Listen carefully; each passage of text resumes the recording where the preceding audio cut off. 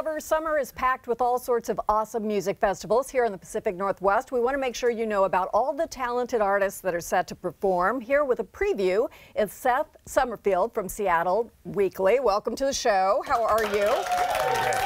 Let's start with the one everybody knows about, which is Sasquatch, happening May 25th to 27th. Right. I really like the Sasquatch lineup this year. They've kind of gone away from the electronic music that they've been doing in recent years. Are you tired of EDM? Well, it's just they have Paradiso, so they don't really need to encroach on that territory. But there's lots of great headliners like Modest Mouse, David Byrne of the Talking Heads, who always puts on a good show, Nico Case, Vince Staples.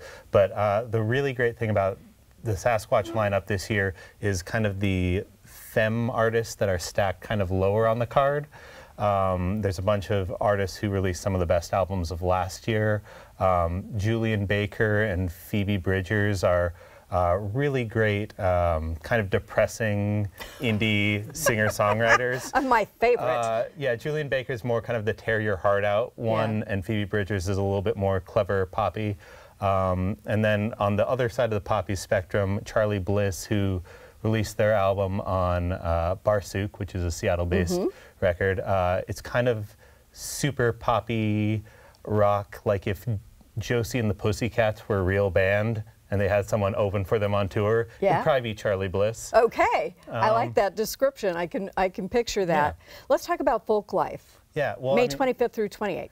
I mean, if Sasquatch is, you know, all the way across the state and not really in your budget, you don't want to have to deal with camping overnight. Folklife is the great Memorial Day weekend festival down at Seattle Center. There's lots of you know, cultural music and cultural festivities, but there's also some great local artists. Their indie roots slate has songwriters like Naomi Wachira, Tomo Nakayama, great local people like that. They also cater to kids and families, so there's a whole lineup on the Monday of Folklife that's kid rock bands like the Noddits and Recess Monkeys, the kind of music that you can listen to with your kids and not like hate it because it's just like designed for the kids. It's like, oh, this is actually well written and catchy and clever, and you know, sit in the grass and watch some music with your kids. And enjoy. I love it. Okay, Upstream takes place in Tacoma, correct? June 1st through 3rd? Upstream is actually the Pioneer Square. So that's the new music festival that Paul Allen created last year. It's based in Pioneer Square, and it's kind of like South by Southwest for the Northwest. So it's, I think it's over 300. I forget if it's 200 or 300 artists now that I'm thinking of it. But it's lots of local bands just playing in weird little spots in Pioneer Square that you're not used to, like Quality Athletics or these little stores. So you can just kind of wander around, and they have some headliners like the Flaming Lips or Jawbreaker, which is this reunited punk band that everybody kind of likes. But the best part about it is, I like them too, I don't want to be dismissive, but the best part is there's so many local acts on Upstream, and if you want to get familiar with the local music scene, you can just go to Upstream and wander around. There's everything from Taco Cat, which is a great pop punk band that's all colorful and wonderful, and I've seen them like 10 times in a year before, to Lori Goldston does experimental cello music. Mirror Gloss is a 2-person electro soul group. Hibu is another Barsuk artist who released one of the best records so far this year.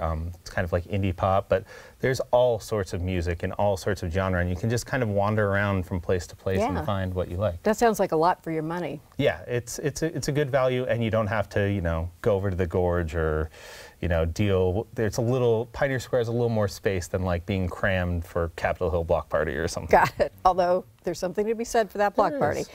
Timber Outdoor Music Festival, July 12th through 14th, so a little later in the summer. Right.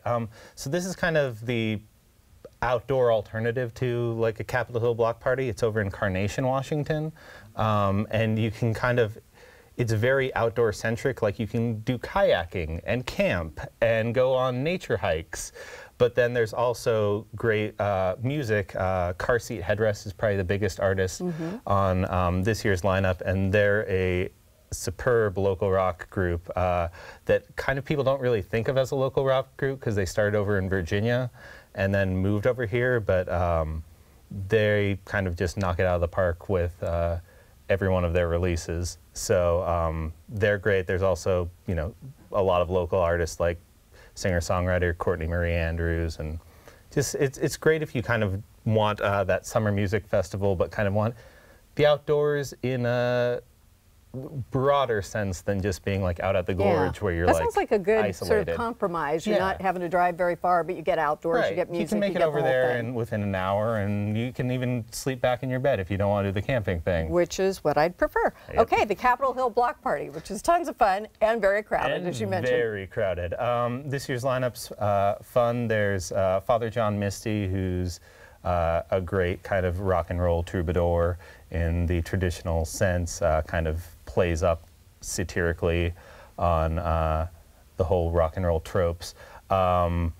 There's some bizarre artists, like there's Hampton, which is internet hip-hop boy band, and it's actually better than that sounds. Why internet? Because they started as like on I think Kanye West's message board. It was just like people were like, oh, let's start a band. And then they got together that way.